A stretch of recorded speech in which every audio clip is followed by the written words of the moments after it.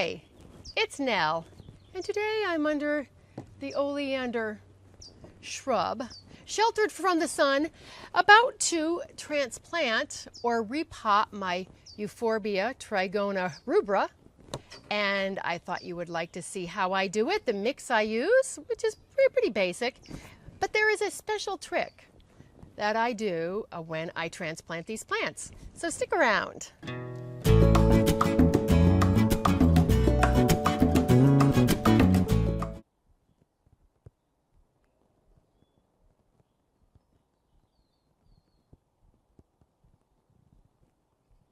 So if you have a Euphorbia Trigona, the one that's a solid green, or some other variety, this also applies to it. I just happen to have the rubra. It sometimes goes by red, so I thought I would do that. It is, what is it? I think it's March 4th, and the weather is glorious. Spring is here in Tucson, so I need to start all my replanting because I have a lot of plants to replant. So onward to this one. And what is good to know about this, like other euphorbias, is that when broken or cut, it does emit a sap. That's why this is called African milk tree. It's a milky type of a substance that comes out, and there's always a warning that goes along, with it, because it can be very irritating to some people. It has never irritated me at all, but I wear gloves, and most importantly, if you're not wearing gloves for whatever reason, do not touch your eyes or your face or your mouth, because these are really sensitive areas to the sap. So you might notice that this plant has lost some of its leaves, and that is just what they do in the wintertime. It will be shedding more leaves, and then it puts new ones out. So that's what's going on with that. But it's starting to get heavy. These plants get heavy, and it's in a small pot here. So I want to directly plant it into this pot, which will stay in this one for probably about a year or two. So the first thing I'm going to do is my little trick I do. I don't know if this is big enough. I have odds and ends. I tie this plant up in a few places. I don't pull it too tight, just enough to hold it together. And how much you tie it up depends on how big your plant is.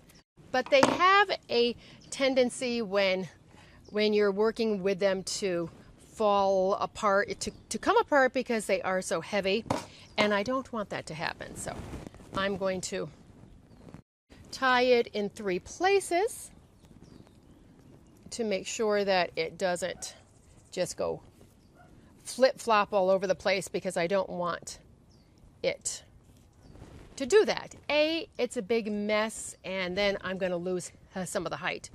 But when I originally got this plant, it was about this tall, and it's grown. You can actually see, if I got it close up, how much it's grown. So I just want to give it more of a base as it grows, because as I said, it's just not even technically, I want to get that. It's not technically spring here, but the weather is spring, so it's gonna grow quite a bit.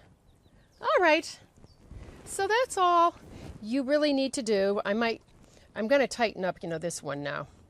Actually, note to self, start tying at the top and then work your way down. All righty. Okay, here's some better light. I usually film in the afternoon, but I need to film this morning, so it's hard to find shade around here. So there you can see it tied up, and the dead leaves at the top, which will shed off, and then that beautiful new foliage will come out, and the color will get darker. And the other thing to know, which I completely forgot about until I started to do this, is there are tiny, tiny thorns on it. They're not huge by any means, so just be warned of that. I will take the plant over to the patio so you can see it better after it's all transplanted. So I have a piece of a coffee filter over the drain hole here because the mix I'm going to use is very, very light, and that's what these plants love. Now these are succulents, but they are not cactus, so they need a little bit more moisture than do cactus. Not a lot though, but just a bit. So I'm going to grab my succulent and cactus mix. Oh, by the way, I'm going to be doing a DIY succulent and cactus mix very, very soon. I got this recipe from my friends at EcoGrow, which is a great plant shop. Oh, it's not a plant shop. It's kind of like a plant destination if you're into weird plants and fun stuff. So anyway, I'm going to get the succulent and cactus mix in. It's got a lot of cocoa coir chips. It's got some cocoa coir fiber. It's got some big chunks of perlite. What else does it have? I forget. It has some other things in it. I better get hip on that soon because I'm going to do the recipe. But these chunks are nice and big, and it's going to help to nourish the plant, but also to help it drain out. It could be pumice and not perlite, but I will put that in the blog post because there is a blog post to go along with this. So there will be more information in there, and you will also find out what this mix is within the next few weeks. So what I'm going to add into here is just a handful or two of a good potting soil, and the one that I use is Smart Naturals. It's their Ocean Forest. It has a lot of good stuff in it. So I'm going to add in just a couple handfuls. You know, I'm not going to go too crazy, and this is going to help with the moisture factor. Because I'm in a very dry climate, you may not need to do this, but I did this in Santa Barbara too. I would usually add in a little bit of potting soil in with this just to give some good stuff. All right, that should do it. Now I'm going to get that all mixed up, and I'm going to get the plant out of the pot, which I will show you how I do that. Okay, so here is the plant. Come closer to me, and I'm going to run a knife along the side of the pot. Just going all the way around just to loosen it off of the sides.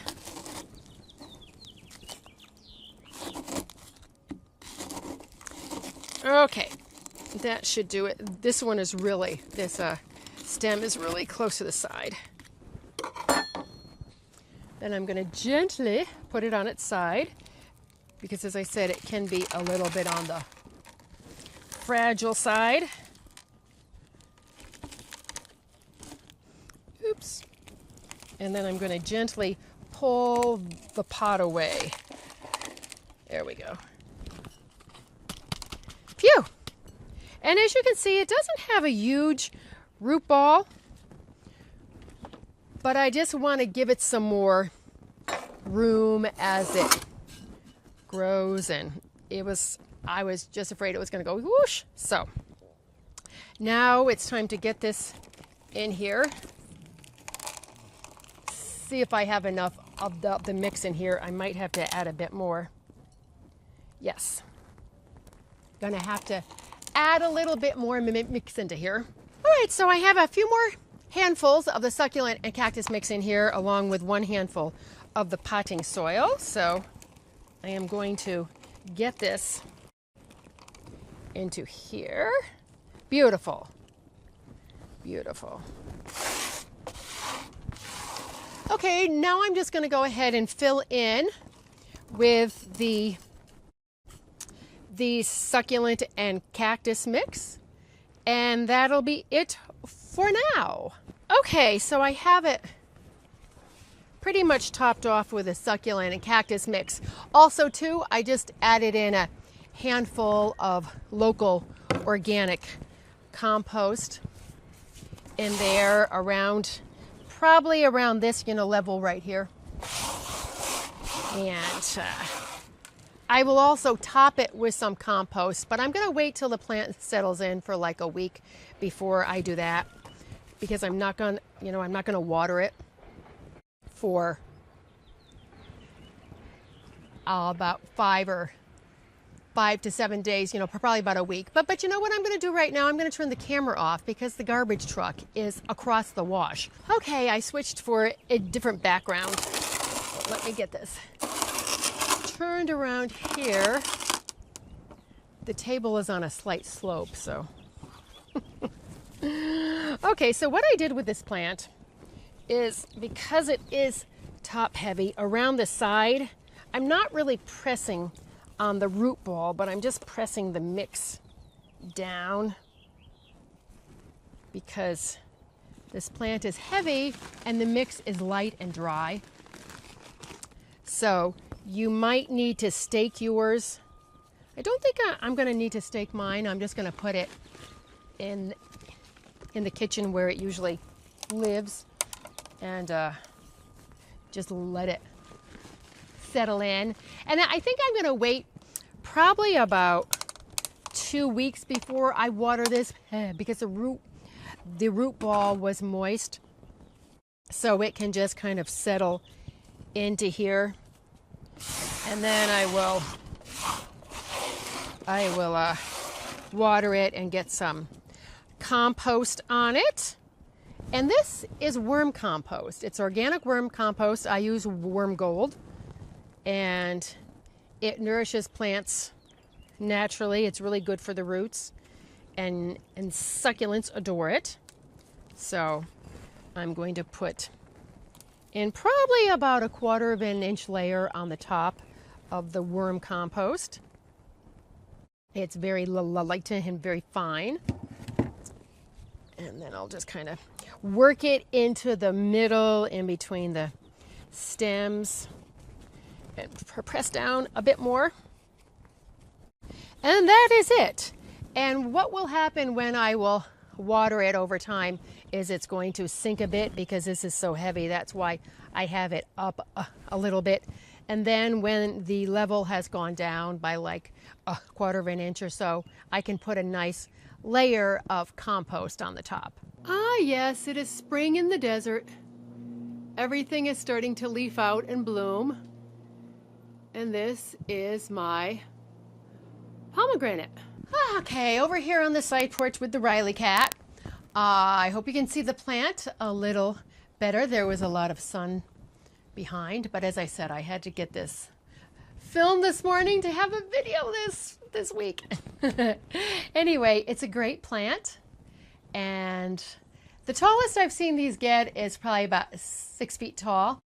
I can do a care video for you if you would like, because it is a great and easy houseplant if you have enough light. So just remember a couple things. It likes a mix that's very well drained. If you're in a hotter climate like mine, you might want to add a bit of potting soil to it, a good potting soil. I would recommend to tie it up when you transplant it because it is a little tricky to work with. And watch out for the weight of this plant because it's deceivingly heavy, especially as it gets larger. It has all that sap and water stored on the inside, and it also has little baby thorns on it. And I found it's just really helpful to pack the soil in around. It just helps it to stand up a little bit. And if you feel you need to stake yours with a couple stakes for a month or 2 or 3, go right ahead. It'll be just fine. So the next step is I'm going to take this plant into my kitchen, which is a skylight above the sink. It's nice and bright there. And also there's a sliding glass door which goes out to the patio off the kitchen, so it gets some nice little light there. I'm gonna just, let it hang out, do its thing, adjust to its new foundation, and then probably in like 2 weeks I'll see how the weather goes. It's warm. It might be 2 weeks or so. I'm just gonna let it settle in. Then I'm gonna give it a good watering, and then it'll get about 1/4 of an inch layer of compost after it starts to settle down a bit. And I use a local succulent and cactus mix, but I will put a link below to one you can get on Amazon, which is also a good one. I will also leave the links to the potting soil I use and also the worm compost, because as you know, I plant with those components. I use different measurements depending on what I'm planting. And be sure to check out the blog post that goes along with this video. There will be some more details in there for you. I'll try to dig up some pictures of this plant last summer when it was red and beautiful. I mean, it's beautiful now, but it's just a faded color. So you can see those. I hope you have found this video to be helpful. And if you like gardening videos, all things gardens, plants, succulents, houseplants, bromeliads, all that good stuff, be sure to subscribe. You can hit the button below because I upload videos every week here on YouTube for you. There's also a lot of old ones you can go through. Also lots on succulents if you are interested in them. I thank you for all your likes and your subscribes. I really appreciate them. I have a lot more videos coming your way because it's spring and I have a lot of work to do in my garden, a lot of transplanting, all that stuff. So I thank you for watching, and now let's get out in our gardens or into our indoor gardens, because this plant also grows outdoors here in Tucson, and make our worlds a more beautiful place. I thank you so much for watching, and I will catch you in the next video. Bye.